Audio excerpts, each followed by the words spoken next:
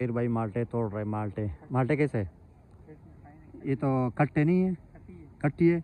और कितने दाने आपने तोड़ दिए? अभी दर्जन एक तोड़े हैं, दो दर्जन पहले किसी को गिफ्ट किए थे। किसको गिफ्ट किया? कोई जानने वाला था, उन्होंने सवाल सगीर माल्टे तोड़ रहे और ये ज़मीन पर भी पड़ा, आपको दिखाता हूँ, ठीक है? देखो कितने माल्टे हैं।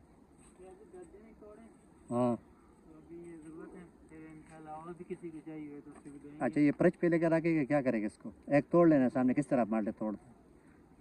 माल्टे तो काफ़ी ज़्यादा मीठी मीठी है, कट्टे ये मीठी है, क्या कट्टे? खट्टी है तो खट्टी होगी। दिखा, ये सागर ने माल्टे तोड़े, बहुत मीठी मीठी माल्टे, ठीक है, और काफ़ी ज़्यादा कट्टे। ये पकड़ो, ये इसका जूस बनेगा, क्या करेगा? इनका अचार भी बनता है, वैसे भी खाने में इस्तेमाल होती है, बहुत खास चीज़ है। अचार बनाएगा? जी। किस तरह अचार है?